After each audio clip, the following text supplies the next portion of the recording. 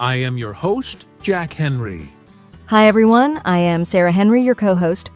Thank you so much for joining us today. We're really excited because today's episode is about something every English learner needs to get better at listening. That's right. Listening is one of the most important skills in English learning. In fact, it's the first skill you develop even before speaking. When you were a child, you listened before you spoke, and it's the same when learning English. Many learners want to speak fluently, but they forget that good listening leads to good speaking. If you can understand English clearly, you can speak more naturally and confidently. In this episode, we'll talk about why listening is so important, what common problems learners face, and how to train your ears to understand native speakers better. We'll also share lots of practical tips, fun activities, and a listening challenge at the end to help you improve faster. So, make sure to stay with us until the end of this episode. Yes, and remember, you don't need to be perfect. Improving your listening takes time and practice, but it can be fun and easy if you do it the right way.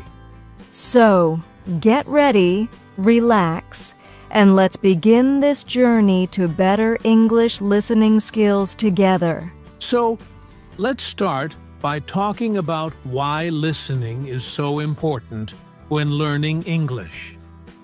Many learners focus only on speaking, reading, or grammar, but listening is really the foundation of all of these. That's so true, Jack. Listening helps you understand how English really sounds in real life.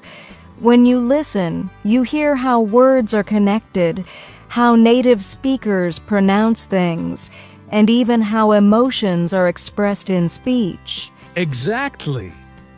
For example, when you hear native speakers talk, you learn rhythm, tone, and speed, things you can't learn from a textbook. It's like training your ears to recognize patterns of natural English. And the amazing part is, the more you listen, the more your brain starts to think in English. You stop translating word by word, and you begin to understand meaning automatically. That's when real progress happens. Listening builds not just understanding, but also speaking confidence. If you can understand English clearly, your speaking becomes smoother and faster. I agree. It's like when a musician listens to lots of music, they become better at playing. In the same way, if you listen to English every day, you become better at using English. Beautifully said, Sarah. So remember, everyone listening is not just one skill. It's the heart of language learning. When your listening improves, everything else, speaking, pronunciation, vocabulary, grows naturally. Exactly. That's why today's episode is all about helping you become a better listener step by step. Now that we know how important listening is, let's talk about something every English learner experiences: listening problems. Yes, many learners tell us, I can read English well, but when people speak, I don't understand them. And that's very common, right, Jack? Absolutely, Sarah. One of the biggest problems is that native speakers talk fast. They connect words together, and sometimes they even drop sounds. For example, going to becomes gonna, or want to becomes wanna. That's right. And many learners expect to hear every single word clearly, just like in their textbook. But in real life, people speak naturally with speed, emotion, and different accents. Speaking of accents, that's another challenge. English is spoken all around the world: American, British, Australian, Indian, and each one sounds different. Learners often understand one accent, but get lost with another. Yes, and another problem is that many learners try to translate every word in their head. This slows down understanding. Instead of focusing on meaning, they get stuck on one word and miss the next sentence. Exactly. And sometimes, the problem isn't language, it's focus. Learners may get distracted or lose attention after a few minutes of listening. That's so true. But don't worry, these problems are normal, and we'll show you how to fix them one by one in this episode. Right? By the end of this podcast, you'll know how to handle fast speech, different accents, and even understand without translating. Sounds great. Let's move to the next part, understanding different English accents. So, Sarah, in the last part, we talked about how accents can be one of the biggest challenges for English learners. Let's explore that a bit more. Yes, Jack. English is spoken all over the world, and it sounds different in every country. For example, American English, British English, and Australian English all have their own style, pronunciation, and rhythm. Exactly. For instance, an American might say water like water, while a British person says woe to. Same word, just a different accent. That's a great example. And for learners, hearing these differences can be confusing at first. But the good news is your ears can learn. The more you listen, the easier it becomes to understand any accent. That's right. It's like training your brain. At first you might think, oh no, I can't understand this accent. But after a few days of listening, you start to recognize patterns and sounds. And it's important not to avoid accents. Many learners only listen to American English, for example, but in real life you might talk to people from the UK, Australia, India, or even Africa, so being flexible is key. Totally agree. Try to listen to a variety of speakers' podcasts, YouTube videos, or movies from different countries. This will help you become a more confident and global English listener. Exactly. Don't worry if it's hard at first. Just enjoy the process. And remember, every accent you understand makes your English stronger. Beautiful advice, Sarah. All right. Now let's talk about something every learner needs to understand: how to listen for meaning. Not every single word. Now, Sarah, this next part is one of my favorites: listening for meaning. Not every single word. Yes, Jack. Many English learners think they must understand every word to understand the message. But that's not true. Even native speakers don't catch every word sometimes. Exactly. When we listen, we focus on the main idea, not the small details. If you understand the topic, the tone, and a few key words, you can usually understand the meaning. That's right. For example, if someone says, "Yesterday I went to the market, bought some fruits, and met my friend," even if you miss one or two words, you still know what happened. Yes, that's called listening for context. Your brain fills in the missing parts automatically when you listen actively. And that's a skill you can practice. When you listen to a podcast, don't stop when you hear a new word. Keep listening. Try to guess what it means from the situation or tone of voice. Exactly. Understanding meaning is more important than understanding every word. And the more you listen this way, the faster your comprehension improves. So remember, listeners focus on the story, not the small words. When you listen for meaning, English becomes easier and much more enjoyable. Perfectly said, Sarah.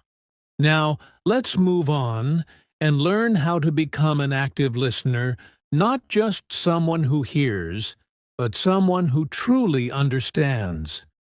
So, Sarah, we just talked about listening for meaning, not every word. But now, let's go one step further. Active listening. What does that really mean? Good question, Jack. Active listening means you are fully focused when you listen. You don't just let the words pass by. You try to understand, repeat, and remember what you hear. Exactly. Many learners listen passively, like playing a podcast in the background while doing something else. But active listening is different. It means paying full attention. Yes, and there are some great ways to practice it. One method is shadowing. You listen to a short part of audio, then repeat it right after the speaker. This helps with pronunciation, rhythm, and memory. That's a powerful technique. Another way is to summarize what you hear. After listening to a short video or podcast, try to say what it was about in your own words. It's okay to make mistakes. What matters is that you think in English. I love that. You can also write down new phrases or words you hear often.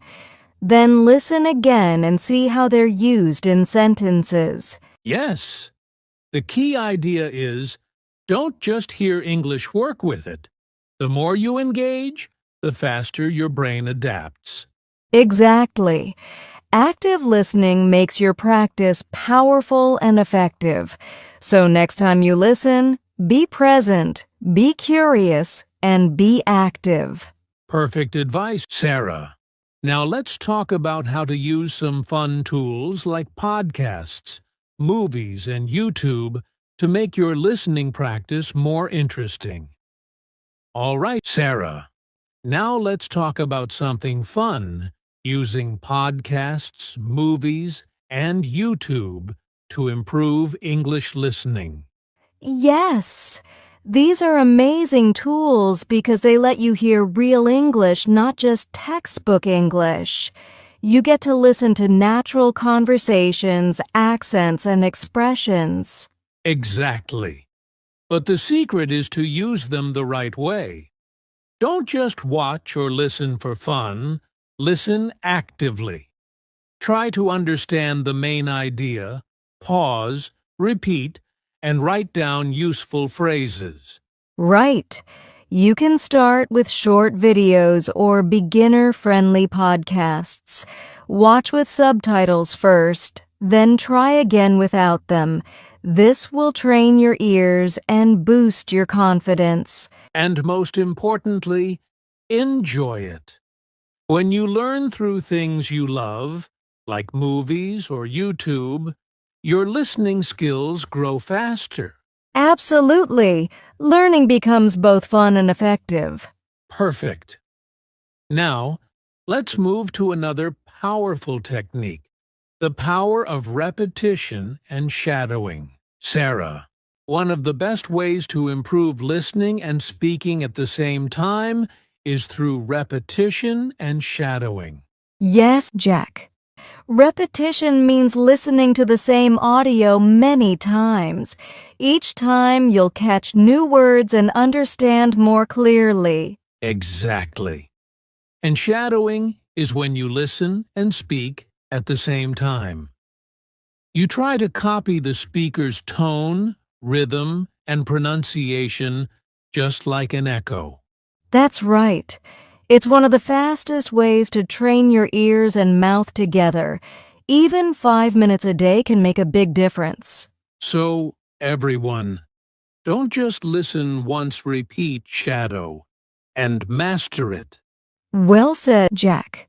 Now, let's talk about another useful tool, how to use subtitles wisely when listening. Sarah, many English learners use subtitles when watching videos or movies. But how can they use them the right way? Good question, Jack. Subtitles can really help, but only if you use them smartly. At first, you can watch with English subtitles to connect sounds with written words. Exactly.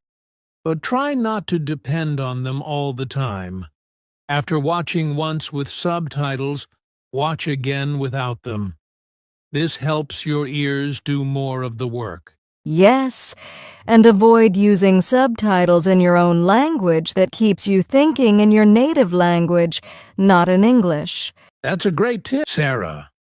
So remember, subtitles are a tool to guide you, not something to rely on forever. Right. Use them to learn, then slowly let go as your listening improves. Perfect. Now let's talk about something really important, how to build a daily listening habit. Sarah, one of the most important things for improving listening is consistency. You need to make listening English a daily habit. Absolutely. Even 10 to 15 minutes a day can make a big difference if you do it every day.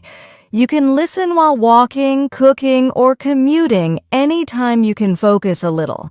Yes, and the key is to keep it simple and enjoyable. Choose topics you like: movies, podcasts, or music. When it's fun, it's easier to stick with it. Exactly. Remember, small daily practice is better than long sessions once in a while. Your ears will gradually become used to English sounds. Perfect.